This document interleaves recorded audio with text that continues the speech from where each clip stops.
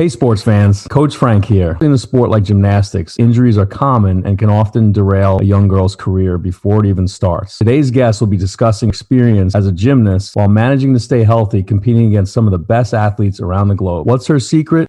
I'm going to bring all that to you and more right after this.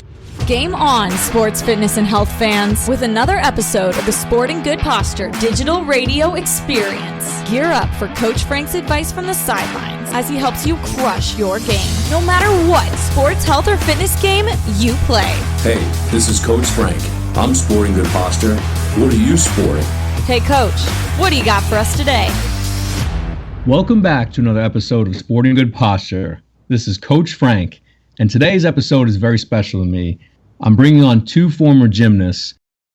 My two daughters have been involved with gymnastics now the last couple of years, and it's really gotten me more intrigued about how gymnastics works and just to really help them know what they're getting involved with. I wanted to pick their brain a little bit today and see their experiences with doing gymnastics and some of the details around how everything works and the competitions they were doing.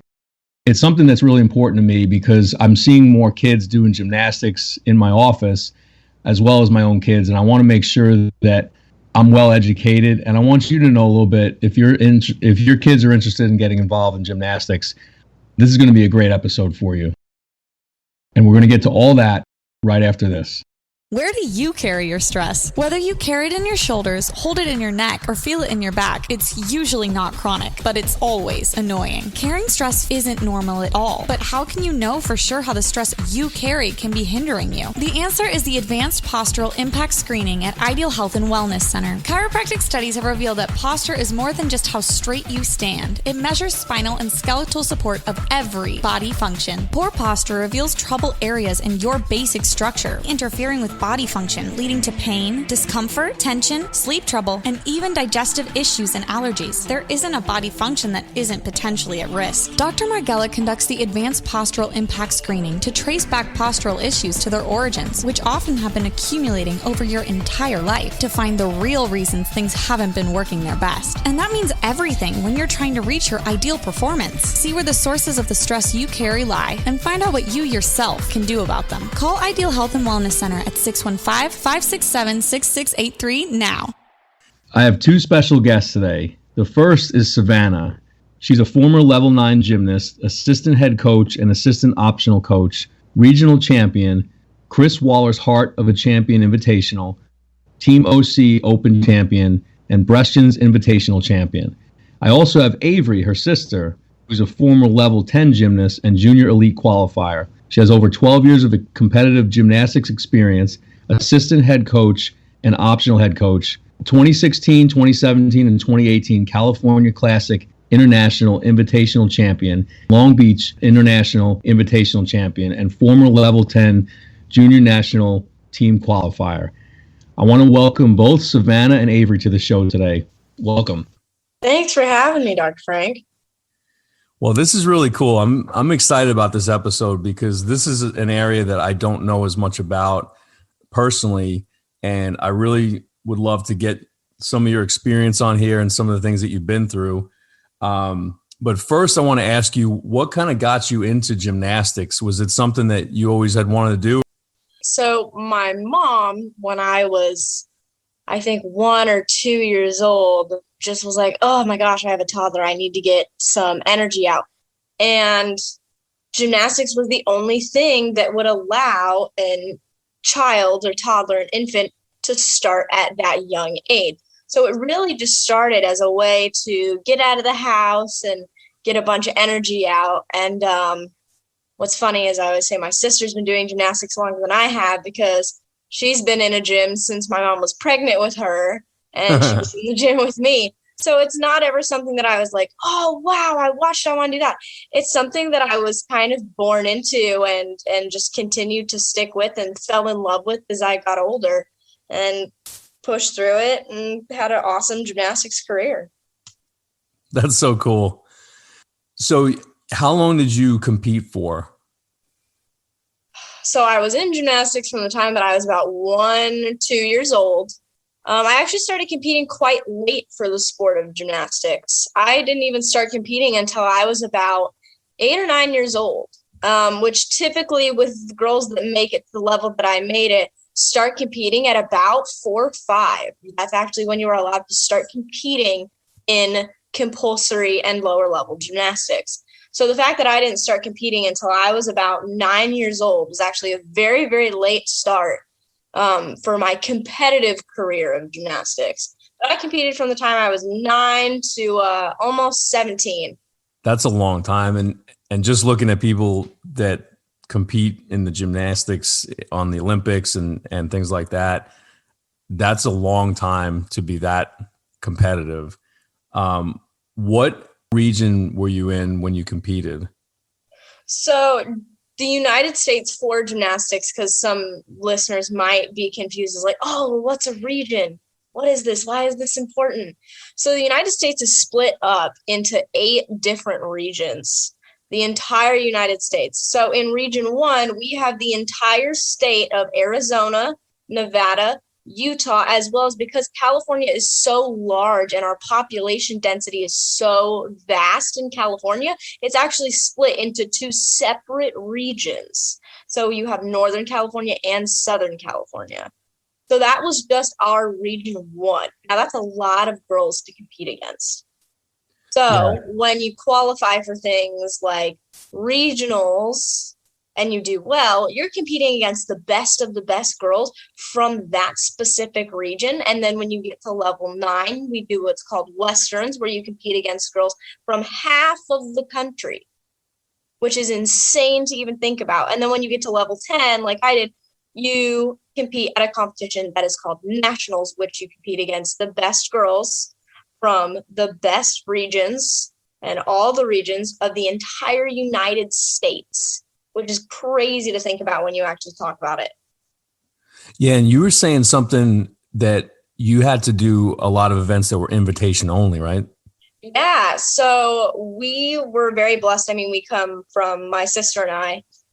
There's a lot of we, because it's kind of hard for me to think about my gymnastics career without my sister. Like I said, she's been in it kind of longer than I have, because she was chilling with my mom when I was running around the crazy gym.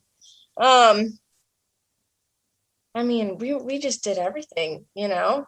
Yeah. So Savannah, I want to welcome you too. It's amazing that you two have been competitive for so long, because in a sport where most people don't make it, you guys were able to stay healthy and actually do that. So one of the main things I wanted to ask both of you today was about that, and how you were able to stay healthy and compete at a higher level for so long. What were some of your secrets that made you able to do that? Yeah, I mean, the average dropout rate of a gymnast is about, now it's about level 6, which a lot of girls at that age and even higher, the average lifespan of a gymnast, which is part of why I used to see girls so young in the Olympics, is about 16, 14, right when you start to hit, puberty and come out of adolescence, and growth plates start to expand, and you get to start to deal with a lot of those fun issues. But what kept both of us really healthy is we always have taken a holistic and natural approach to medicine in general. And chiropractic has always been a part of our health regimen. Everything from regular adjustments to infrared lasers to even just very natural supplements to keep us in shape. And we're very, very fortunate to have parents who were open-minded enough to allow their little girls. We were not very old when we started having regular adjustments, because everyone is very scared of chiropractic. Oh my gosh, I'm not going to let my kid go do that. They're going to snap, crackle, and pop everything, which is absolutely not true. And I would say, even for both of us, my sister can attest to this, that is one of the things that kept us, if not the primary thing that kept us healthy and able to do the sport that we love for so long. Yeah, especially because keeping everything in alignment in gymnastics is so important, because when you're tumbling on a 4-inch beam, there's not a lot of room to go crooked. Yeah, absolutely. Yeah, think about that. You're up. I mean, the standard height of a beam is about 4.5 feet off of the ground in the air, and it's only 4 inches wide. So it's imperative that our bodies are completely in alignment. So then when we're tumbling backward and forward blind, not seeing where we're going, that we know our body and our hips and our shoulders are all going to stay nice and straight. So we're not falling off the beam where you get those really fun fail videos on YouTube. Absolutely. And that brings me to just me and my family. I have two daughters. One is 6, one is 10. And I've been adjusting them. Actually, the day they were born in the hospital, I adjusted both of them. And most people don't realize you can even work on babies that young, especially because, the birth process is so traumatic that it pulls things out of place. Sometimes if the baby isn't out right away, they might be pulling on the neck or the shoulders or even the feet if they're breech or anything like that. So it's really important to be aligned. And most of these problems that people get happen as young kids, but because the pain tolerance is there and they don't really feel it as much, it just kind of sits there over years and years and years. And all of a sudden, when you get older, teenage years and adult years, it'll kind of come out at that point. So if you stay ahead of it, it's something that you can feel a lot better with earlier in life and then also succeed better. And that seems like what you guys were able to do as well. Yeah, absolutely. I mean, again, at the level that we trained, pain was not an option. Let's just say that. I remember you telling me, you guys were basically doing everything, even when you were sore and your coaches were pushing you guys through a lot of things.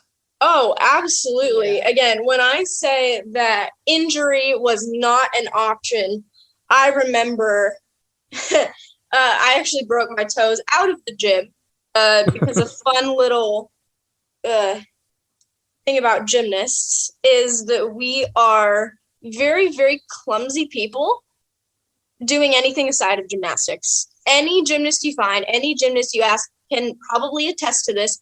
We are very, very, very clumsy. I cannot tell you how many times I've slipped going down the stairs, stubbed my toe, done this, that. But anyway, I broke 3 toes at a friend's pool party by repeatedly stubbing them on like rocks.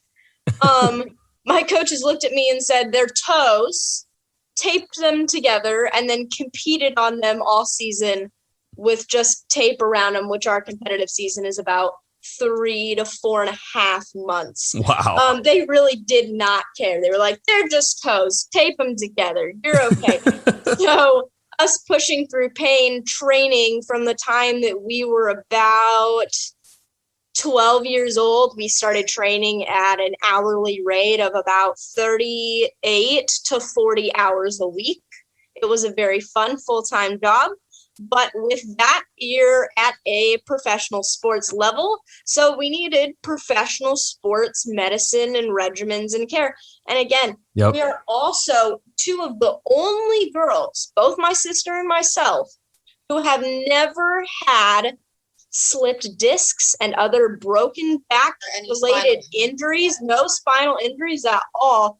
And I attribute that to having adjustments on a regular basis.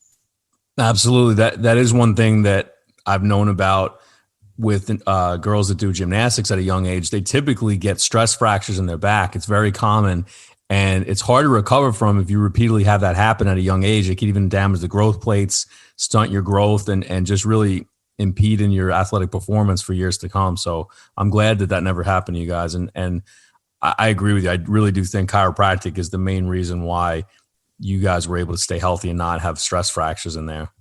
Again, I mean, I even attribute other things, right? Like the infrared laser. Obviously, I'm going to let her do this because my sister is one of the most amazing, badass people that I know. Now, I got to say, she is such a tough cookie to crack. She broke both bones in her arm, her ulna and her radius, not once, but twice. Oh, wow. Yeah. Again, crazy stuff.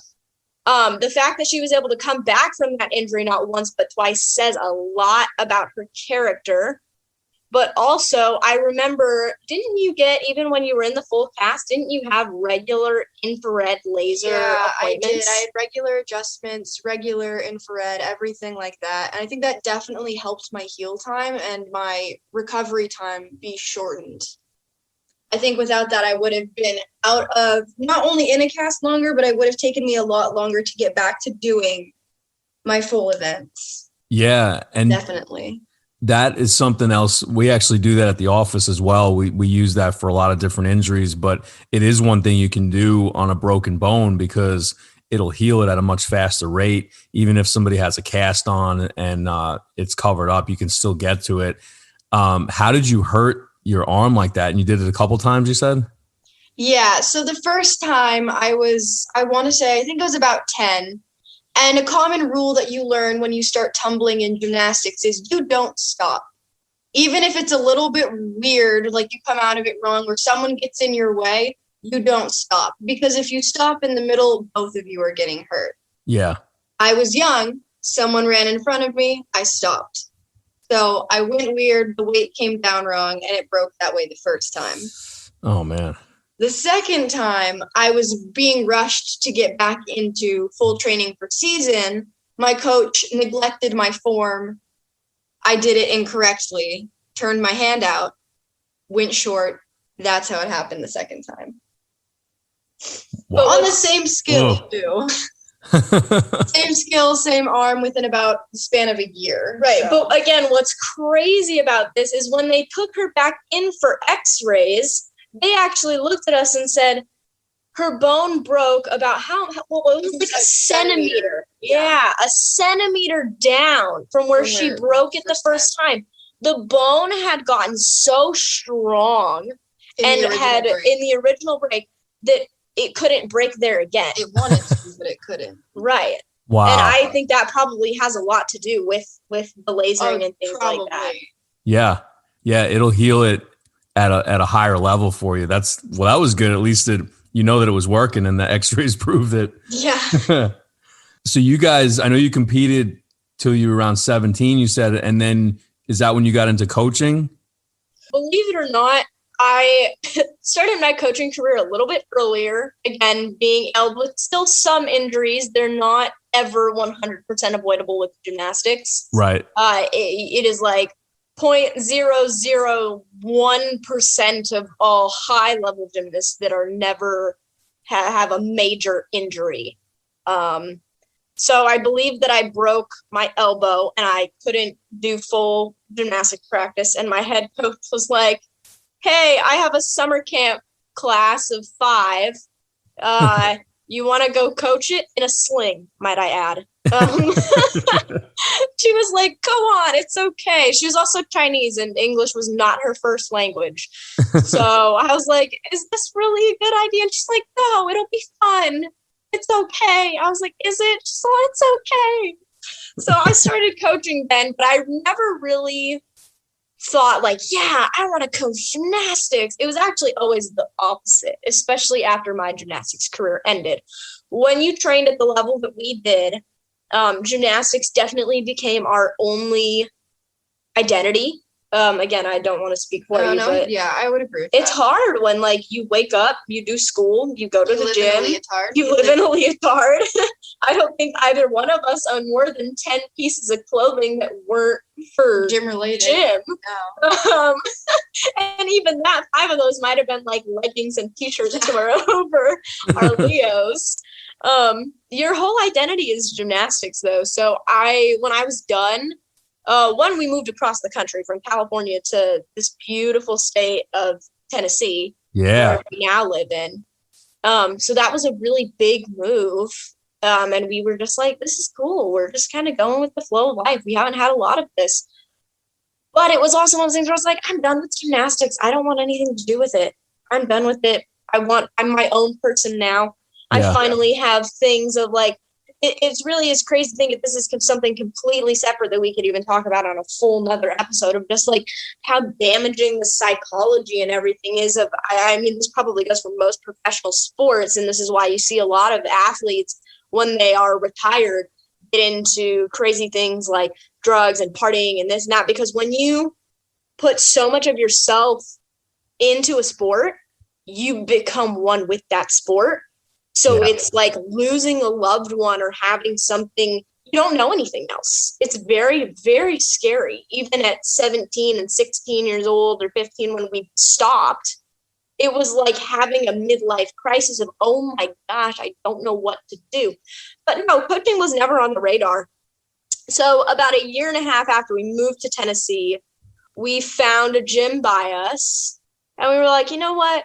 It's been a little while. We both missed flipping around, and we both worked on other things, and we just kind of had grown apart as sisters, and gymnastics was always our thing together. So we were like, you know what? Come on, let's go just mess around at a gym for a few hours. And so I was like, yeah, why not? Yeah. So we started going to what they call adult open gym. So just anyone over the age of 16, probably a lot of former gymnasts, a lot of, people who just like to flip and tumble and do cheerleading, go at a gym. And we went, I think, about twice. And then the third time we went in, the program director, and she's the head of compulsory coach at where we work now, has these two nice white forms sitting on the sign-in desk. And she looks at us and goes, would you like a job here? And we go, well, we're not too sure. Still thinking. We're like, we're kind of done with gymnastics. Do we really want to come back and coach it? And she was like, it's great. It's just part-time. Just come see it. And we're like, okay. All right. So we come in our first day. We're actually doing a little in-house competition with them. And then what's crazy is, what was like a week later, maybe not even, COVID became declared a global pandemic, and everything was shut down. It was literally within a week of us acquiring this job, of them being like, come on, it's fun. So then it became something to just get out of the house, because we were doing everything on Zoom, but we still had to go into the gymnastics facility to teach our classes. And we were like, yeah, we'll just go, because everything was closed. So we were like, I mean, hey, we get paid, we get to go in, and it's something to do outside of our homes. So we're not all like ripping each other's hair out. And then we came back to in-person classes, and we started working with the team. And now we're both, team coaches, and it is really fun to watch the growth happen. Yeah, especially now that we've started coaching. I have actually gone back to some of my coaches that I still have their contact, and I went, I'm so sorry that you had to go through this with me. You realize so many things that you did as a gymnast that drive you insane now as a coach. Yeah, but it's also so rewarding, man. It's so fun to see it. Again, the skills, it wasn't that long ago that we were doing the skills, and I feel more like a big sister than like, a coach or a mom to a lot of the girls, because a lot of them are only 4 to 6 years younger than I am. I have about a 3-year age gap, 4-year age gap on most of mine. Yeah, the biggest age gap with me, I think, for my team kids at least, is about 8 years. But it is so fun. It's like so a big rewarding. Sister role then. Yeah, especially at the levels that we get to teach. It's some really big stuff where it's like, it wouldn't seem like big skills, but there are a lot of the skills that drop kids out of gymnastics because they get too frustrated to keep them. So it is really rewarding now, kind of having the full circle. Yeah. Absolutely. And also some of the things that you mentioned that your coaches did, or that, you didn't like, or that you would have done differently. Now you get the chance to do that. Yeah, absolutely. I think that is one of the biggest reasons why I actually decided to stay a coach, is to fix gymnastics culture. A lot of it has come to light in recent years, which is a very good thing. They are doing some restructuring and stuff now. I still don't believe it's enough, because it starts at, the tops of gyms and this, that, and the other. But yeah, absolutely. A lot of our coaches' techniques were great technique-wise. Their approach was very, very mentally and emotionally damaging to young girls. Yeah, it was too much like a military. Yeah. Yeah. Again, it just stuff that shouldn't be brought up to young girls. I remember us being lined up again with our Chinese coaches around Thanksgiving and Christmas, where it should be a very happy time around family and this, that. And we were lined up and our coaches would go down the lines of like, you don't need to eat. You don't need to eat. You don't need to eat. You can eat a little bit. You can eat a little bit. You don't eat. You don't eat. You don't eat. You're too big. Do not eat at Thanksgiving. That's extreme. That's like a huge American event. Yeah. You know? I think that's good that as Americans, you guys are Americans, so you know that kind of stuff, where a lot of these coaches, if they're from other countries, they don't understand cultures of other countries and holidays and things like that either. Yeah. Again, it doesn't help that China is very different, but I mean, we even had coaches from like Portugal and Japan, and we had some like Russian, Romanian coaches, and we've had it all. But yeah, so we can take the same fundamentals that our coaches gave us, the drills and the techniques of teaching, without the the mindset and the abuse that was inflicted onto us. And actually we're able to grow these girls in a healthy manner and start to fix this culture that has been for so long. Well, that's so important to hear that. And I also think that'll help with burnout of the sport, because like you were saying, it was so intense for so long, it pushes people away from it. And I think this will keep girls more involved with it so that they don't feel as much of a burnout with it, because you guys know how to handle that stress for them and everything. Yeah, absolutely. And that is another thing that I am very glad to say that I'm a coach. And I'm sure my sister would agree with me on this. When they're injured, we can actually look at them and say, hey, it's okay. Stop. Yeah. Take a break. Rest. It's not going to go anywhere. Whereas that was the opposite. That was not a thing with us. And it's also great to have, it's not great that we got injured, but if I ever have a kid who's having wrist or elbow issues, that's not my area. I don't know what to do with that. So I'll give them to Avery to make sure I'm not going to do something that's going to make it worse. I can do stuff that's going to be beneficial to the healing process, because I don't want to further an injury at all. Right. Yeah. We have experienced a lot. Like again, Savvy has, how do you say it?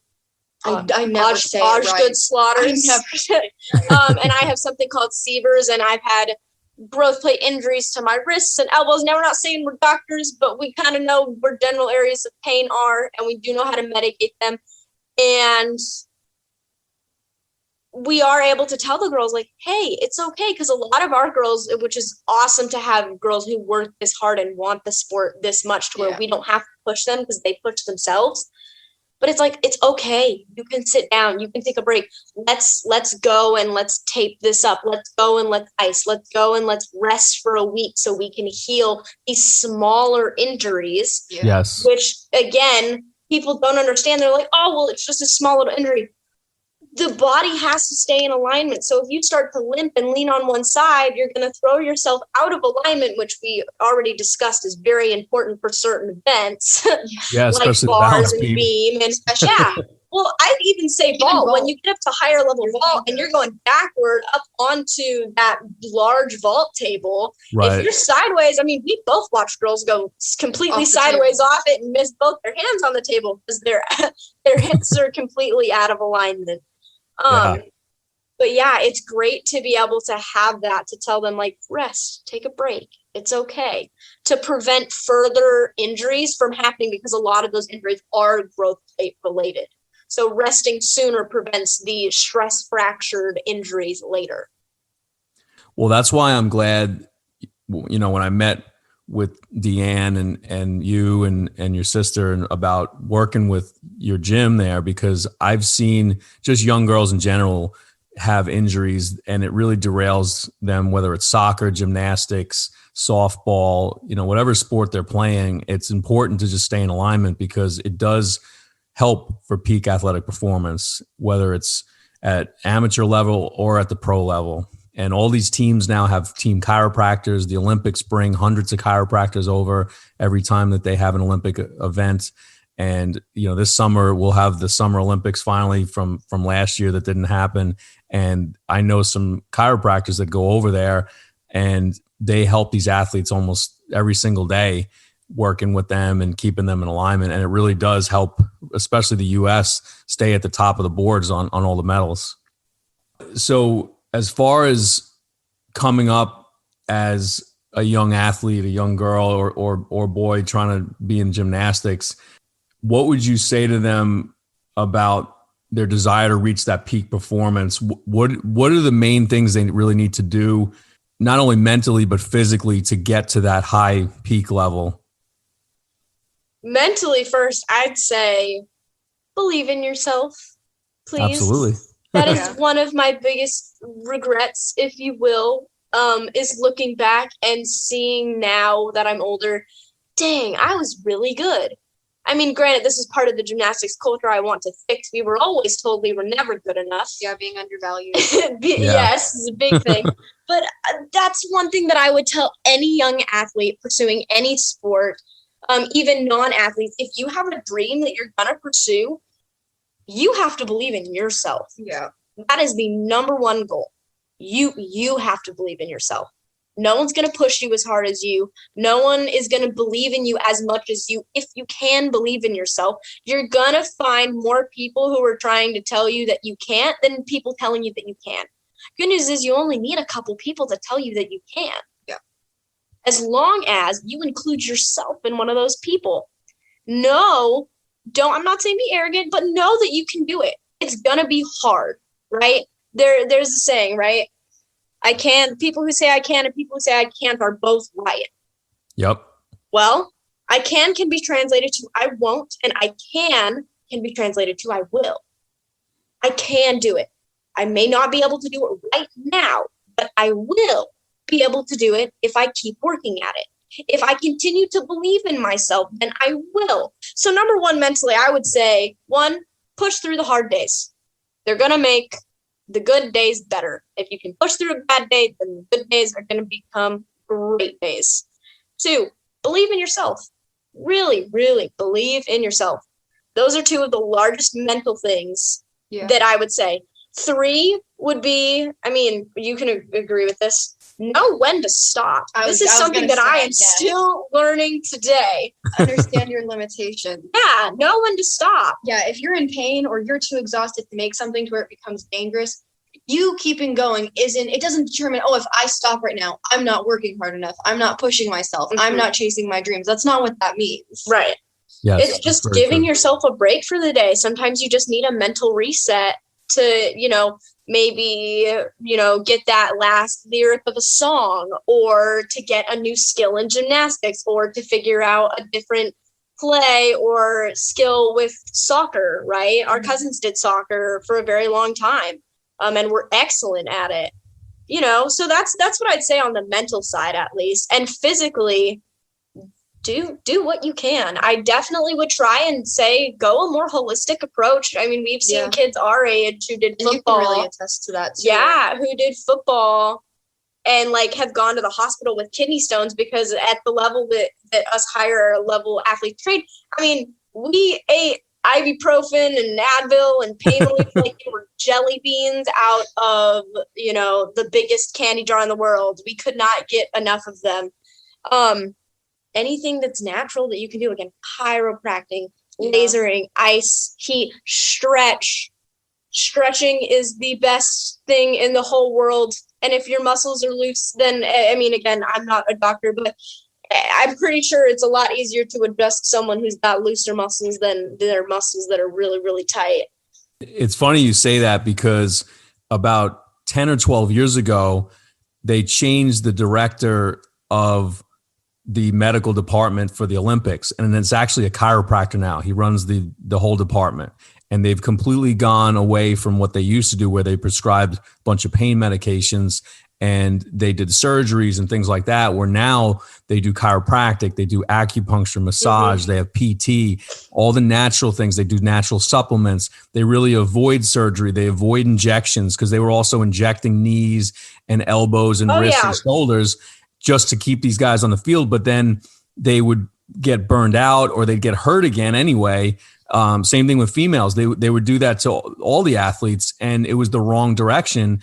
And about 12 years ago or so, when the chiropractor took over, they've completely gone natural with it, and they pushed that route, and the results speak for themselves. We've been crushing it in the Olympics, summer and winter, for the longest time now, because these athletes are now treated better and they have better recovery, and they're not pushing surgery, pills, and injections first. They're pushing the natural routes. Yeah, I mean, again, we had a few injections here and there, just like cortisone and things like that really aren't great for the body. Yeah, especially at a young age. Yeah, especially at the age that we had them. And I will say this, acupuncture, deep tissue massages and acupressure, chiropractic, lasering, that has helped, 100 times more than those injections and the pain medications that we were taking ever did. I mean, they were always over-the-counter pain medications, but still, it's completely damaging to your body. And it's very counterintuitive. Yes. Because it's like, okay, we're going to destroy your gut, which is like the second heart and brain of like everything needs to be happening and healthy so that you're not in pain. Instead of like, I would even get acupuncture, all the way even up, which is very scary. People are like, ew, you had needles in your face? Yeah, I dealt with acne. Acupuncture actually fixed my really terrible acne. Being in a gym and like sweaty and gross all the time and having acne run in the family, it fixed it. So I can very, very much attest to getting everything done naturally, because it really does make a huge difference.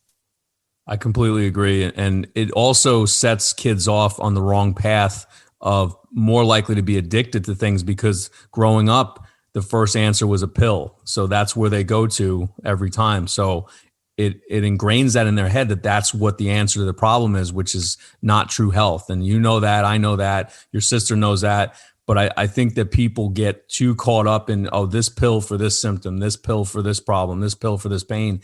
And there's usually a natural solution. And there's a time and a place for pills and injections and surgery. I'm not saying that that's not necessary. But if you can go the conservative route first and try these alternative health things like chiropractic and massage, acupuncture, those are the kind of things that keep you healthy for the long run and keep your body healthy and more functioning than pills and surgeries and things like that. Yeah. So to wrap it up, I wanted to ask you guys if you could give us your social media and also where you work and just some information of how people can get in touch with you that are listening to this podcast today. Well, first of all, you guys work at Impact, right? Is that how you say it? Yes. We work at Impact Sports in Franklin, Tennessee. Yeah, I would love if any listeners would want to come and stop by and see us. That would be awesome. Yeah. Right down the street from my office too.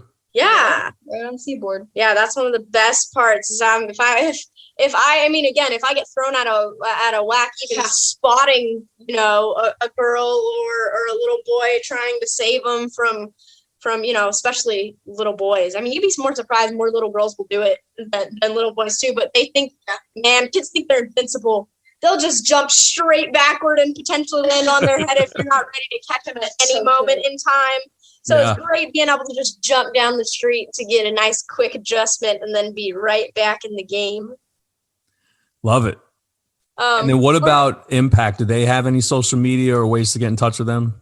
Yes, they have a website. They have an Instagram page. They have a Facebook page. I believe it's all just under Impact Sports. And it's MPACT, right? Yes. Correct. Yep. Well, ladies, I appreciate you coming on today. We really got a lot of good info, and I think we could have enough for another episode sometime too. So I'd love to do that again with you guys if you wanted to come back on. Yeah, absolutely. Yeah, definitely. Well, perfect. Well, thank you for being on here today. And if you have any questions for me or you want to find out how far away you are from nature's athletic blueprint, I'm always happy to get them answered and help you sport good posture any way I can.